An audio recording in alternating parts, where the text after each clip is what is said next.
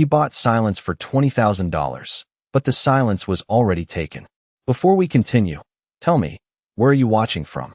Drop your city or country in the comments. And if you believe justice can live without a gun, hit like and follow. Now, back to the story. Ethan Calloway rode in just before dusk, the sun low enough to turn the whole valley gold and tired, the kind of light that makes even broken places look honest. 20 acres of dry grass, one weather-beaten house, a sagging fence line stretching like an old scar across the land. The man who sold it to him had said 3 words and nothing more. Empty. Long time. Ethan believed him. Men like Ethan always believed in paper, in signatures, in the weight of gold over rumors. He swung down from the saddle, boots hitting dirt that hadn't been disturbed in days, or so it seemed. The wind moved slow, dragging dust along the porch boards. A loose hinge whispered somewhere. Nothing unusual. Nothing alive. He pushed the front door open. It creaked the way empty places always do. Long, tired, like it had been waiting for someone to listen. Inside, the air was still. Dry. Sunlight cut through the cracks in the walls, laying thin lines across the floor. A table. 2 chairs. A cold stove. Ethan stepped forward, each footfall soft but certain, the kind of walk a man learns after years of being alone. He set his hat down, took a breath, then paused. Something didn't sit right. Not the silence, the way it held itself. He moved toward the table. There it was. A cup. Tin. Sitting near the edge. He reached out. Touched it. Still warm. Ethan's hand stopped midair, just for a second. Warm meant recent. Recent meant wrong. He didn't rush. Men like him never did. He just turned his head slowly, eyes adjusting, listening now, really listening. The house answered back in small ways. A faint shift. Wood settling, or something else. He walked down the narrow hallway, boots quieter now. A door at the end, slightly open, not by wind, by intention. He nudged it wider with 2 fingers. Nothing inside. Just a narrow room, bare walls, a broken window letting in a strip of dying light. But the floor, the dust was disturbed. Not much. Just enough. Small prints. Not boots. Lighter. Shorter steps. He crouched, studying them. Then he heard it. Not from the room. From behind the house. A breath. Too careful to be wind. Ethan stood, slow again, and stepped back outside, rounding the corner of the building. The barn sat about 30 feet away, leaning slightly, doors half open like it had given up, standing straight. The air between him and that barn felt different. Heavy. Waiting. He didn't reach for his gun. Not yet. He just walked. 1 step. Then another. The boards under his boots creaked louder out here. Honest sound. No hiding it. As he reached the barn door, it shifted, just barely. From the inside. Ethan stopped. Not fear.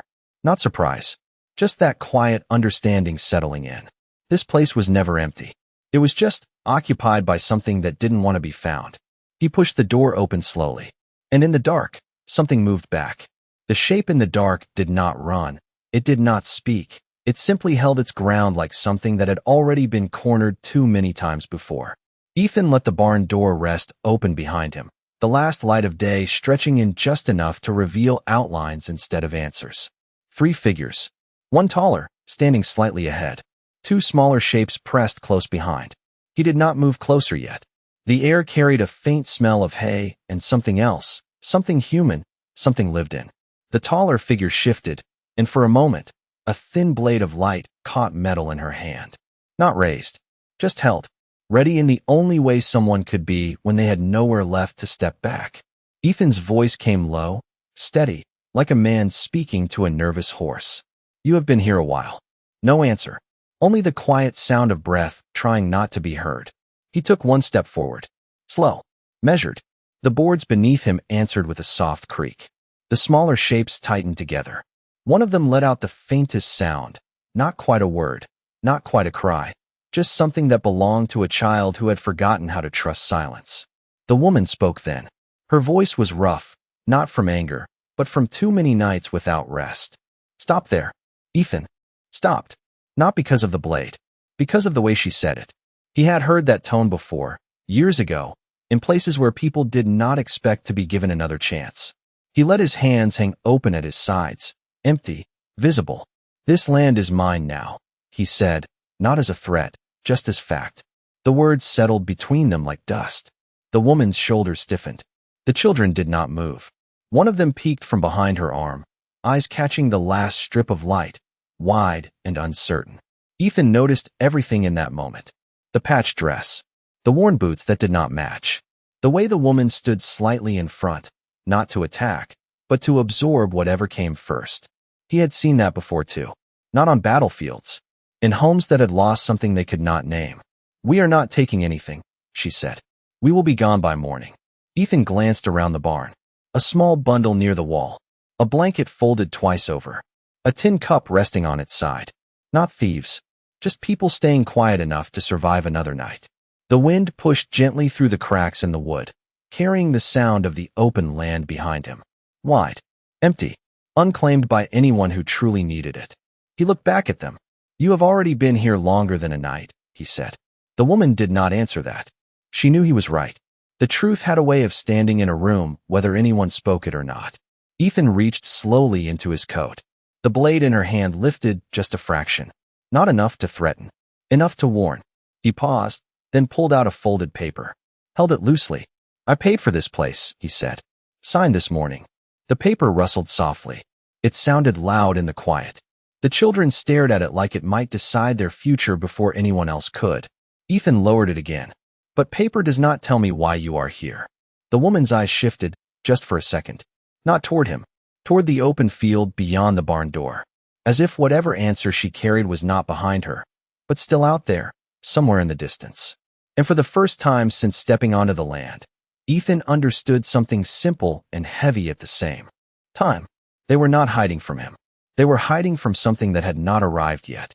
The wind shifted, and with it came a sound that did not belong to the empty land, distant at first, then clearer, the steady rhythm of hooves somewhere beyond the low hills, not fast, not loud, but certain, like men who already knew where they were going. Ethan did not turn his head right away, but the woman did, her eyes tightening in a way that said she had been listening for that sound long before he arrived. The children felt it too, their small hands gripping tighter against her dress, as if the air itself had changed shape. Ethan stepped back half a pace, not retreating, just giving space, and for the first time since entering the barn, he lowered his gaze slightly, not in surrender, but in thought. "How long?" he asked quietly. The woman did not pretend to misunderstand. "Long enough," she said, her voice barely above the wind slipping through the boards. Ethan nodded once. He had heard that kind of answer before, the kind that carried more weight than numbers. The hooves continued, slow, deliberate, still far, but closing. The land around the ranch did not offer many paths, and any rider who came this way did not do so by accident. Ethan glanced toward the open door, measuring distance without seeming to. 30 feet to the house. Another 20 to the well. Open ground in between. No cover. He let the paper slip back into his coat, the soft rustle sounding louder now that the silence had broken. The woman watched his hands, not trusting them, not yet, but she did not raise the blade any higher. Trust did not grow here. It waited. Ethan moved to the side, just enough that the light reached further into the barn, enough for him to see their faces more clearly. The boy could not be older than 8, dirt smudged across his cheek, eyes too steady for someone his age. The smaller one leaned into the woman's side, watching Ethan like he might disappear if she blinked.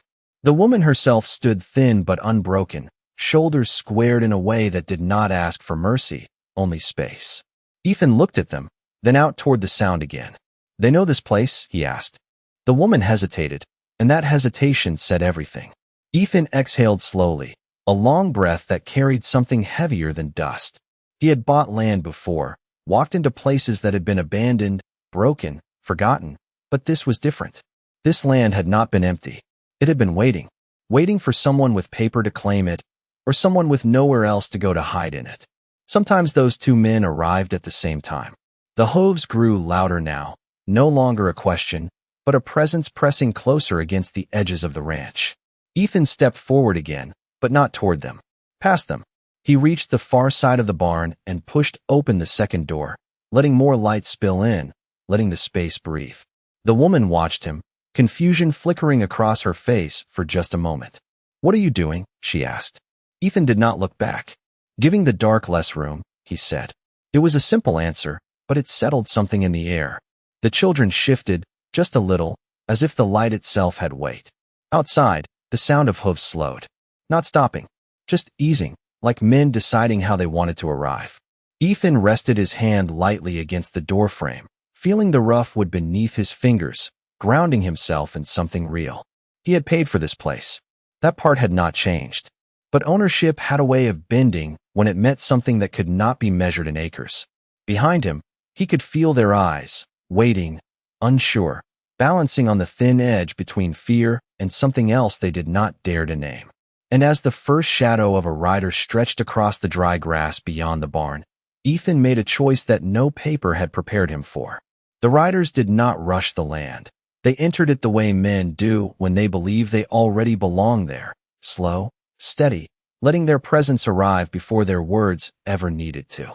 Dust followed behind them in thin lines, rising just enough to catch the last light of the sun. Ethan stepped out from the barn into the open, closing the distance between himself and whatever was coming, not with urgency, but with the quiet certainty of a man who had decided where he would stand. Behind him, the barn held its breath. The woman did not move. The children did not speak. The sound of hooves softened as the riders drew closer, then stopped altogether about 40 yards from the house. 3 men, broad hats, long coats carrying the color of the road. They did not look at the barn first. They looked at Ethan. Always the man in front. Always the one who chose to be seen. One of them shifted slightly in the saddle, studying him the way a man studies a fence line that was not there yesterday. Afternoon. The rider called out, his voice calm, almost polite, but it carried something underneath, something that did not bend easily. Ethan did not step forward or back. Evening, he answered. The space between them stretched, filled only by wind and the quiet creak of leather. The rider's gaze moved past Ethan then, just for a second, brushing over the barn, the house, the open land, measuring, calculating, deciding. You knew here? The man asked. Ethan nodded once. Bought it this morning. The words settled in the air, simple and clean. Ownership stated, not defended. The rider tilted his head slightly, as if that answer mattered more than anything else Ethan could have said. That's so, he replied. A pause followed. Not empty, just waiting for the next piece to fall into place. We are looking for someone, the rider continued, his tone unchanged. A woman, 2 children, passed through this way. Ethan did not turn his head. He did not glance back at the barn. He kept his eyes where they needed to be. Plenty of land out here, he said. People passed through. It was not a lie. It was not the truth either. Just something that lived in between. The rider's expression did not shift, but something in the way he sat his horse grew a fraction more still. They did not just pass through, he said quietly. They stayed. The wind moved again, brushing against Ethan's coat, lifting the edge just enough to remind him of the paper inside, the proof of ownership, the weight of it, and how little it meant right now. He let his shoulders settle, grounding himself. Then you are a day late, Ethan answered. The words came out even, without strain. Behind him, inside the barn, the silence tightened, fragile as glass. One wrong sound, and it would break. The rider watched him for a long moment. Long enough that the sun dipped lower, pulling the light away inch by inch. Long enough that a lesser man might have filled the quiet with more words. Ethan did not. Finally, the rider exhaled through his nose, a sound almost like acceptance, but not quite. Maybe, he said. He shifted in the saddle, glancing once more toward the barn, then back to Ethan. Or maybe they are just better at hiding than we thought. The other 2 riders said nothing. They did not need to. Their stillness spoke for them. Ethan held his ground, not blocking the view, not shielding anything, just existing in the space where a decision had already been made. The rider studied him one last time, then gave a small nod, more to himself than to Ethan. We will keep looking, he said.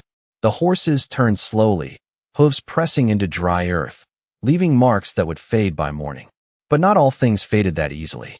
As the riders began to move away, Ethan did not relax. Not yet, because sometimes men left, only to see who stayed exactly where they were supposed to. The riders did not disappear all at once. They stretched into the horizon slowly, their shapes thinning against the fading light until they became nothing more than movement, and then nothing at all. But Ethan did not turn back to the barn, not yet. because he knew better than to trust a clean ending in a place that had not been clean to begin with. He stood there a moment longer, listening past the silence, past the wind, waiting for the sound that would tell him if they were truly gone or simply circling wide, taking their time, letting patience do the work. Nothing came. No hooves, no shifting dust, just the long breath of open land settling again. Only then did Ethan move, turning slowly, walking back toward the barn with the same measured steps, each one deliberate, each one carrying the weight of a choice that had already been made but not yet spoken. Inside, the air had changed. Not lighter, not safer, just different. The woman still stood where he had left her, though the blade in her hand had lowered a fraction, not gone, just less certain. The children had not moved far, but they were watching him now in a different way, not just with fear, but with a quiet question they did not know how to ask. Ethan stopped just inside the doorway, letting the last light frame him again. He did not reach for anything. He did not explain. He simply stood there, a man in a space that no longer belonged to just one side. The woman spoke first, her voice cautious, like stepping onto thin ice. They will come back. It was not a warning. It was a truth she had already lived through. Ethan nodded once. Maybe, he said. His tone did not fight the idea. It did not soften it either. It let it exist. The boy stepped forward slightly, just enough to be seen more clearly, his small hands clenched at his sides. Why did you lie? He asked, the words coming out steadier than his years should have allowed. Ethan looked at him, really looked this time, at the dirt, the tired eyes, the way he stood like someone trying to hold something together that had already been pulled apart. Ethan did not answer right away. He glanced toward the open land behind him, then back to the boy. Because they asked the wrong question, he said. The boy frowned, not understanding, but the woman did. Something in her expression shifted, not trust, not yet, but something that moved in that direction. The blade in her hand lowered further, though she did not let it go. Ethan stepped inside then, just one step, enough to show he was not leaving, enough to cross whatever line had been drawn between them. He walked past them, not too close, not threatening, just moving through the space like it was still a place meant for living. He crouched near the small bundle by the wall, picked up the tin cup, turned it in his hand, then set it upright again. A small act, meaningless to most. But not here. Not now. He stood and looked at the woman. You can stay tonight, he said. The words were simple. No weight added. No condition attached. Just an offering placed in the open. The children looked at her immediately, waiting, as if the answer belonged to her alone. She did not speak right away. She studied Ethan, searching for something that might not be there. A trick, a cost, a hidden edge behind plain words. She found none. That did not mean it was not there. But it meant something else too. Something quieter. And tomorrow? She asked. Ethan held her gaze for a moment, then looked past her, through the barn, toward the house, the land, the long stretch of nothing that had brought them all here for different reasons. Tomorrow, he said slowly, we decide what this place is. The wind moved again, softer now, slipping through the open doors, carrying the faint scent of dust, and something new, something that had not been there before. Not safety, not yet, but the beginning of something that might stand if given the chance. And in the quiet that followed, no one moved to leave. Night came down slow, not as a fall, but as a quiet settling, like the land itself was deciding to rest after watching too much in a single day, and Ethan moved without hurry, stepping out of the barn and toward the house, knowing they would follow or they would not, but either way the door would be open. The boards of the porch gave the same tired creak as before, only now it sounded less like warning and more like memory, like something remembering how to be used again. He pushed the door open and went inside, crossing the room to the cold stove, setting his hat aside in the same place as earlier, repeating the motion as if it mattered, as if small consistencies could rebuild something unseen. Behind him, after a long pause, came the soft sound of steps, hesitant, uneven, stopping just inside the threshold. The woman did not speak. The children did not wander. They stayed close, as if the space itself might change if they let go of each other. Ethan knelt by the stove and began working without looking at them, striking flint, coaxing a small flame into life, feeding it carefully, patient, like a man who understood that fire, like trust, did not respond well to force. The light grew slowly, pushing back the dark in measured inches, revealing more of the room, more of them, more of what had been hidden in shadow. The boy stepped forward first, just a foot, then stopped, watching the flame like it was something rare. The smaller child stayed behind, clutching the woman's hand. Ethan reached into a worn sack near the wall, pulled out a bit of dried meat, a heel of bread, nothing much, but enough to mean something here. He set it on the table without turning around. No invitation, no command, just placed there between them. The silence stretched again, but it felt different now, not as tight, not as brittle. After a moment, the boy moved, slow, careful, crossing the room in small steps, eyes flicking to Ethan and back to the food, as if expecting it to disappear. It did not. He reached it, took the bread, hesitated, then broke it, handing half back to the smaller one before taking a bite himself. The woman watched this, her shoulders lowering just slightly, something inside her easing without her permission. Ethan sat back on his heels, letting the fire take over, letting the room warm by degrees. He still had not asked her name. She had not asked his. Some things came later, if they came at all. Outside, the wind moved along the walls, brushing the edges of the house, carrying the open land with it, wide and uncertain. Inside, the light held steady. After a long while, the woman spoke again, her voice softer now, worn but no longer edged with immediate fear. "Clara," she said, as if the name itself cost something. Ethan nodded once, accepting it without comment. Names were not currency here. They were something closer to truth. The boy looked up from the table. "Lucas," he added quietly, almost like a correction to something unsaid. Ethan glanced at him, then at the smaller one, who did not speak, only watched with wide eyes that reflected the firelight. Ethan gave a small nod again, acknowledging what was offered and nothing more.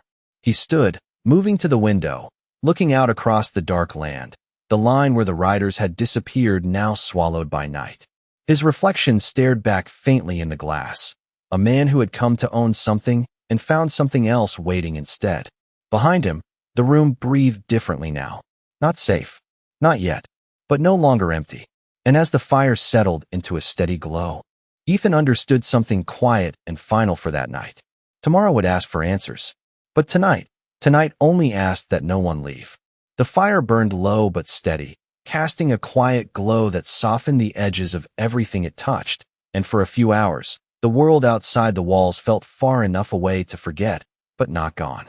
Ethan did not sleep right away. Men like him rarely did in a new place. He sat in the chair near the window, hat resting on his knee, eyes half-lidded, but listening. Always listening. The way a man learns after too many nights where silence meant something was coming. Across the room, Clara had settled the children on a blanket near the far wall. Lucas lay awake longer than the smaller one, his eyes open, watching the ceiling, then drifting to Ethan every so often, measuring him in quiet ways children learn when they have to grow too fast. The little one slept curled and close, breathing soft and uneven at first, then deeper as the warmth of the fire reached them. Clara did not lie down fully. She sat with her back against the wall, one hand resting lightly on Lucas's shoulder, the other still close to the knife she had not yet set aside. Not fear alone. Habit. The kind that does not fade in a single night. The house settled around them, with shifting in small, tired sounds, the kind that once felt empty, but now carried something else, something shared. Outside, the wind picked up again, brushing along the walls, slipping through cracks, carrying with it the long stretch of land that did not care who owned it. Ethan's gaze stayed on the window, watching nothing, thinking less than it seemed, letting the quiet do what it needed to do. After a while, Lucas spoke, his voice low, careful not to wake the smaller one. "They will not stop," he said. Ethan did not look over. "Most men do not," he replied. The boy was quiet again, considering that, then shifting slightly on the blanket. "You could have told them," Lucas said after a moment. "You did not have to lie." Ethan's hand rested on the brim of his hat, fingers still. "No," he said, "I did not." The answer held no pride, no weight, just fact. Clara watched him then, her eyes narrowing slightly, not in suspicion now, but in something closer to understanding, though she did not speak it. Time passed in small measures, marked only by the fires settling lower, the shadows stretching longer across the walls. At some point, Lucas's eyes closed. His breathing slowed, matching the quiet rhythm of the room. Clara remained awake, her gaze moving between Ethan and the door, never resting in one place for long. Ethan finally stood, slow and quiet, crossing the room to place another piece of wood on the fire. The flame rose again, steady, controlled. He paused there, looking down at the sleeping children, then back at Clara. For a moment, neither spoke. Then Clara said, almost too softly to hear, "Why did you really stay?" Ethan did not answer right away. He looked toward the window again, where the darkness pressed close but held no shape. "Because leaving would have made it mine," he said at last. Clara frowned slightly, not fully understanding, but feeling the truth in it anyway. Ethan returned to the chair, sitting once more, settling into the quiet like it belonged there now. Outside, somewhere far beyond the reach of the firelight, the land stretched on, carrying tracks that would fade by morning and intentions that would not. Inside, no one moved to leave. And as the night deepened, the space between strangers grew just a little less wide. Morning did not arrive all at once. It slipped in through the cracks of the house, pale and quiet, touching the floor first, then the table, then the faces of those who had not meant to stay but had not left either. Ethan was already awake when the light reached him, sitting in the same chair, hat still resting on his knee, eyes open, watching the day come in like it had something to say. The fire had burned down to a low bed of coals, still warm, still holding on. Across the room, Clara had not moved much. Sleep had come in pieces for her, light and cautious, never fully taking hold. Lucas stirred first, blinking against the morning, his eyes adjusting to the shape of the room, as if confirming it was still there. The smaller one followed, slower, curling closer before finally letting go of sleep. No. One spoke at first. The kind of quiet that comes after a long night has its own rules. Ethan stood, stretching once, slow and measured, then moved to the door. He opened it without hesitation. The outside waited. The land looked the same as it had the day before. Wide, empty, honest in the way only open space can be. But something had changed. The tracks were still there. Faint, but clear enough if a man knew where to look. Horses had turned away, yes, but not far. Not gone. Just moved. Ethan stepped onto the porch, boots settling into the dust, eyes tracing the lines left behind. They curved out, then split. One set wider. One circling back. Not close enough to be seen from the house. Close enough to return fast.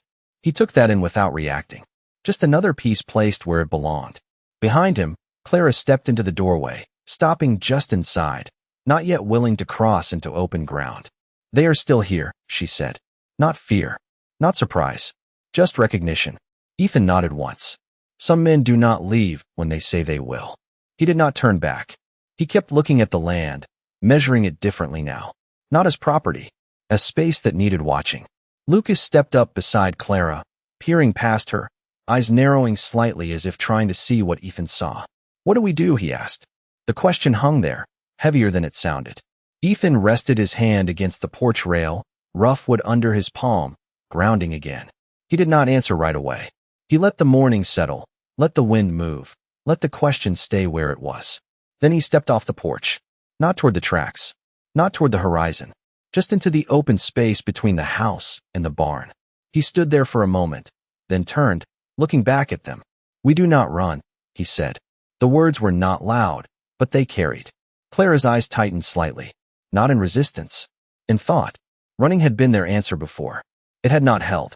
She stepped out onto the porch, the children close behind, and for the first time, she looked at the land without immediately searching for a way out of it. Ethan walked a few steps further, then stopped, turning his gaze back to the horizon. Somewhere out there, unseen but not gone, men were waiting for movement, for fear, for the moment someone chose to leave instead of stay. He gave them nothing, just a man standing in the open, not hiding, not chasing, simply present. Behind him, the door remained open. The house no longer felt like a place to pass through. It felt like a place that might hold. And as the sun climbed a little higher, washing the land in quiet light, the distance between what had been his and what could become theirs began to blur. The sun climbed higher, but it did not warm the tension that lingered across the land. It only made it clearer, sharper, like light revealing lines that had always been there, but were easier to ignore in the dark. Ethan did not move from where he stood, not far from the house, not too close to the barn, just in that open space where nothing could be hidden and everything had to be faced. Clara watched him from the porch, her arms folded tight, not against the cold, but against the weight of choices she had made before and the ones waiting now.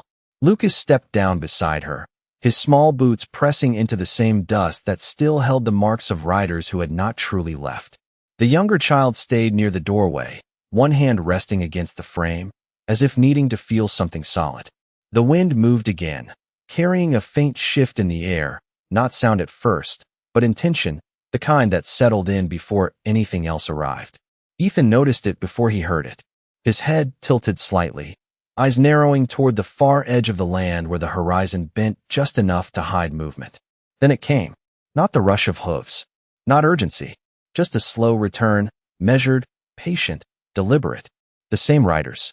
This time, they did not circle wide. They came straight. Clara's breath caught, just for a second, but she did not step back. Not this time. Ethan remained where he was, his posture unchanged, his hands at his sides, empty, visible, the same as before.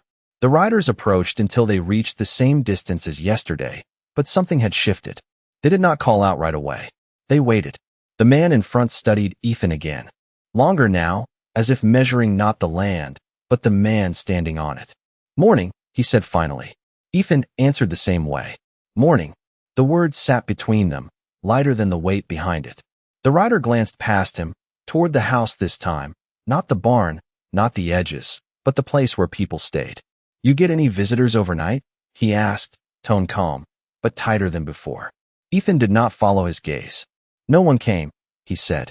Again, not a lie, not the truth, just something that held its ground. The rider's eyes lingered on him, then shifted slightly, catching movement on the porch. Clara stood there now, not hidden, not stepping forward either, just present, with the children beside her. The moment stretched. No one spoke. The rider's expression did not harden, but it changed, like a door closing quietly. He tipped his head slightly. "That's so," he said again, but this time the words carried less question and more conclusion. One of the other riders shifted in his saddle, glancing toward the house, then back to the leader, as if waiting for direction. The man in front did not move right away. He kept his eyes on Ethan, holding the space, testing it, looking for a crack that was not there. Ethan did not give him one. He stood where he was, between the riders and the house, not blocking, not claiming, just existing in that narrow line where choices became visible. The wind moved across the open ground, lifting dust in thin trails that passed between them, blurring nothing, only reminding them how exposed everything was. Finally, the rider exhaled, slow, controlled, like a man setting something aside for later. "We will be back," he said. Not a threat, not a promise, something in between. Ethan nodded once. No reply needed. The riders turned again, but this time they did not stretch out across the horizon. They stayed closer, riding along the edge of the land, within sight, within reach, like a shadow that refused to fade. Ethan watched them go, then turned slightly, just enough to see Clara and the children behind him. No words passed between them. None were needed. Because now, the land was no longer waiting to see who would leave. It was waiting to see who would stay. The riders did not rush away this time. They lingered along the edge of the land like a line drawn in dust, visible, patient, unwilling to disappear, and Ethan understood what that meant without needing it explained. This was no longer about finding someone. It was about waiting someone out. He stood where he was until the last of their movement settled into a slow circle far off to the east. Then he turned back toward the house, not hurried, not tense, just carrying the weight of something that had shifted from possibility into certainty. Clara had not stepped back inside. She remained on the porch, her eyes following the riders even after Ethan turned away from them. Lucas stood beside her, quieter now, watching both directions, the land and the man who had chosen to stand on it. The smaller child held onto the doorframe again, fingers curled into the wood like it was the only thing that would not move. Ethan walked up the steps and paused beside Clara, not looking at her at first, just letting the space settle between them. "They are not looking anymore," he said. Clara nodded slightly. "No," she replied, They are waiting. The truth of it sat heavy, but it did not break anything. It only clarified it. Ethan stepped past her into the house, moving with purpose now, not urgency, but intention. He went to the table, reached into his coat, and pulled out the folded paper, placing it flat against the worn wood. The sound was small, but it carried. Clara followed him inside, her gaze dropping to the paper without stepping closer. Lucas lingered at the doorway, half in, half out, as if still deciding where he belonged.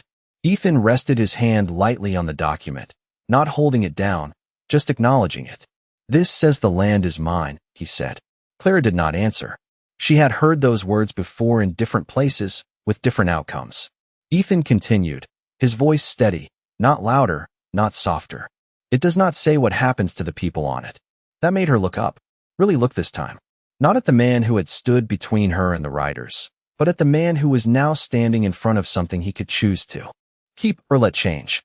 Ethan lifted the paper slightly, then folded it again, slower this time, more deliberate, as if the act itself mattered. He did not put it back in his coat. He left it on the table. "If they come back," Clara said carefully, "they will not ask again." Ethan nodded once. "I know." He walked to the window, looking out at the land that no longer felt empty, at the distant figures that had chosen not to leave, at the space that had quietly become something else entirely. "Then why stay?" Lucas asked from the doorway, his voice carrying a weight that did not belong to a child. Ethan did not turn right away. He let the question sit, let it settle into the walls, into the floor, into the quiet that had been built over the past hours. Then he answered, simple and clear, because leaving would answer them. He turned then, meeting the boy's eyes, then Clara's. "And I am not ready to give them that." The room held that for a moment. Not as defiance, not as bravery, just as a choice. Outside, the wind shifted again, brushing the land in long, steady strokes, carrying dust, carrying time, carrying the quiet understanding that whatever came next would not come all at once. It would come the way everything else had. Slow, measured, unavoidable. Ethan moved back toward the door, stepping out onto the porch once more, not to confront, not to challenge, but to be seen. Behind him, Clara stepped closer to the table, her eyes resting on the folded paper, then lifting again toward the open door. She did not touch it. Not yet. But she did not look away either. And in that small, silent moment, something shifted again. Not ownership. Not safety. Something quieter. Something that did not need to be written down to exist. The day stretched long, but it did not move forward the way days usually did. It held itself in place, like the land was waiting for something to be decided before it allowed time to pass again. Ethan remained on the porch, not shifting much, not pacing, just standing in a way that made it clear he was not leaving, and more importantly, not hiding. The riders stayed at the edge, their presence a quiet pressure that did not need to come closer to be felt. Clara moved through the house slowly, not restless, just adjusting, touching things lightly, as if confirming they were real, as if testing whether this place would hold or slip away like the others had. Lucas followed her for a while, then drifted toward the doorway again, drawn by the open land, by the man standing in it, by something he could not yet name. The smaller child stayed near the table, fingers brushing the surface near the folded paper but never quite touching it, as if even that small contact might change something too quickly. Time passed in small, quiet actions. Ethan walked the perimeter once, not far, just enough to see the edges, to understand the space not as a buyer, but as someone who might have to stand inside it. He checked the well, the fence, the line of the barn, not fixing anything yet, just learning it, the way a man learns a place before he decides to stay in it. Clara watched him from the doorway at times, her eyes following his path, not with suspicion now, but with something steadier, something that was beginning to recognize intention without needing it explained. When Ethan returned to the porch, he did not sit. He leaned lightly against the post, eyes still on the horizon. "They are waiting for us to make a move," Clara said from behind him. Ethan nodded. "Most men are." He turned slightly then, looking at her, then at Lucas, then at the smaller child inside. "And if we do not?" Lucas asked. Ethan held his gaze. "Then they have to decide what they are willing to do about it." The answer settled heavier than before, because now it was not just about standing. It was about staying. Clara stepped out onto the porch fully this time, not stopping at the threshold, not holding back. The boards creaked under her weight, the same sound Ethan had heard when he first arrived, but it did not feel empty anymore. It felt shared. She looked out across the land, her shoulders squared, not in defense, but in acceptance of what was in front of her. "I have been running a long time," she said quietly. Ethan did not respond. Some things did not need an answer. Lucas moved closer to the edge of the porch, his eyes scanning the distance. Where the riders lingered, his small frame steady in a way that mirrored Ethan's without trying to. The wind moved again, stronger this time, lifting dust and carrying it across the open ground, blurring the line between where one thing ended and another began. Ethan pushed off the post and stepped down from the porch once more, not to approach the riders, not to challenge, just to stand again in that same place where the choice lived.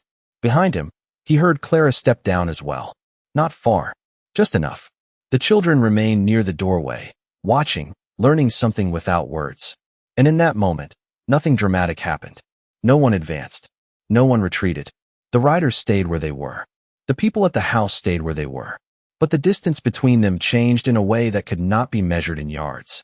Because now, it was no longer one man standing alone on land he had bought. It was something else. Something quieter. Something stronger.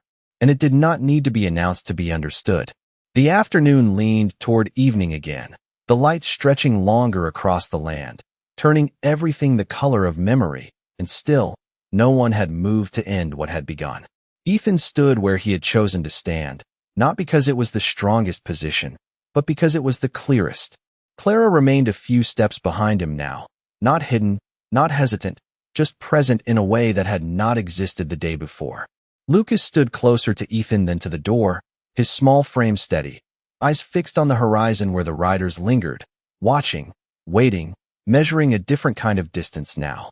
The wind carried less tension, not because the danger had passed, but because something else had settled in its place, something quieter, something that did not need to prove itself. One of the riders shifted, then another, and after a long stretch of stillness, they began to move again, not forward, not circling, but closer than before, closing the space not with speed, but with intention.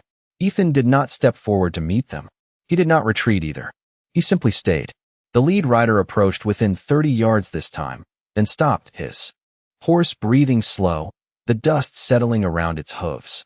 He looked at Ethan, then past him, taking in Clara and the children standing in the open. No more hiding. No more guessing. The truth of it stood there in plain sight. "You have made your choice," the rider said, his voice carrying across the space, not raised, but certain. Ethan nodded once. "I have." The man studied him for a moment, longer than before, as if weighing something that could not be written down or traded. His gaze shifted to Clara, then to Lucas, then back to Ethan. "That land was meant to be empty," he said quietly. Ethan's eyes did not leave his. "It was not," he answered. The words landed without force, but they did not move. The rider exhaled slowly, his shoulders easing just a fraction, not in defeat, not in agreement, but in understanding. "Men like us," he said, almost to himself, "we spend a long time thinking something belongs to us because no one else is standing there."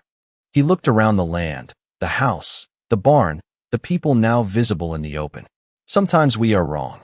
The wind moved between them, carrying the dust in soft lines that blurred nothing, only softened the edges. Ethan said nothing. He did not need to. The rider gave a small nod, not to Ethan alone, but to the space, to the decision that had been made without a fight, without a demand, without a single step forward or back. He turned his horse slightly, then paused, looking over his shoulder one last time. "Keep it, then," he said. No anger, no warning, just a quiet acceptance that felt heavier than either. The other riders followed without question, turning with him, their shapes shifting back toward the horizon, not lingering this time, not circling, just leaving in the way men do when there is nothing left to take. Ethan watched them go, not until they disappeared, but until the weight of their presence lifted from the land itself. Behind him, Clara did not move right away. Neither did the children. The silence that followed was not the same as before. It did not wait. It rested. Ethan turned then, looking back at them, not as strangers, not as guests, but as something that had chosen to remain. Inside the house, the folded paper still lay on the table, untouched, unchanged, but no longer the thing that defined what stood outside. And as the last light of the day settled over the land, nothing needed to be said to understand what had been decided. The land held its breath for a long moment after the riders were gone, not out of fear, but as if it needed time to understand what had just happened. And then, slowly, it let go. The wind returned first, softer now, moving through the grass, along the fence line, across the porch where Ethan still stood, his eyes on the horizon even after there was nothing left to see. Behind him, Clara stepped forward, not stopping at the edge this time, not measuring the distance, just walking until she stood beside him. Lucas followed, a step behind, his gaze no longer searching for danger, but settling into something steadier. The smaller child came last, slower, but without hesitation, leaving the doorway for the first time without reaching back for it. No one spoke. They did not need to. The silence had changed. It no longer asked questions. It simply remained. Ethan exhaled, a quiet breath that carried the weight of the past day with it. And then he turned, not toward the riders, not toward the edge of the land, but toward the house. Clara watched him for a moment, then followed. Inside, the room looked the same as it had the night before, but it did not feel the same. The fire had gone out, leaving only ash and a faint warmth beneath it, like something that had done its work and no longer needed to prove it. The table stood where it had always been, worn, steady, holding the folded paper that had once meant everything and now meant less than what stood around it. Ethan walked to it, picked it up, and looked at it one last time, not with doubt, not with pride, just with understanding. Then he set it back down, not in his coat, not hidden, just there. Clara stepped closer, her eyes resting on it briefly, then lifting again, no longer searching for what it could take, but for what it would not. Lucas moved through the room slowly, touching the back of a chair, the edge of the wall, small gestures that said more than words ever could. The smaller child stood near the window, looking out, not at the horizon, but at the open space between the house and the barn, where nothing had changed and everything had. Ethan moved to the door again, opening it wide, letting the light come in without resistance. The sun was lower now, painting the land in long, quiet lines, the kind that made a place feel older than it was and more honest than it had any right to be. He stepped aside, not blocking the doorway, not claiming it, just leaving it open. Clara looked at him, then at the land, then at the children, and something settled in her shoulders that had not been there before. Not relief, not safety, something deeper, something that did not depend on what might come next. She walked past him, out onto the porch again, this time without hesitation, her steps steady, her gaze forward. Lucas followed without looking back. The smaller child paused only for a moment, then stepped out as well, leaving the inside behind without fear. Ethan remained in the doorway for a second longer, watching them, then stepped out too, letting the door stay open behind him. No one closed it. No one needed to. The land stretched out in front of them, the same 20 acres, the same dry grass, the same worn fence, but it did not belong to silence anymore. It did not belong to fear. It held something else now, something that had been placed there without force, without claim, without a single shot fired or word raised above what was necessary. Ethan walked down the steps and stopped in the same place he had stood before, but he did not stand there alone. Clara moved to his side. Lucas stood just behind them. The smaller child stayed close, but not hidden. And as the sun slipped lower, casting long shadows that stretched together across the ground, no one spoke about ownership or rights, or what had been bought or taken. They did not need to, because out here, on a piece of land that had once been called empty, something had been decided in a way paper never could. Not by who had the right to stay, but by who chose not to leave.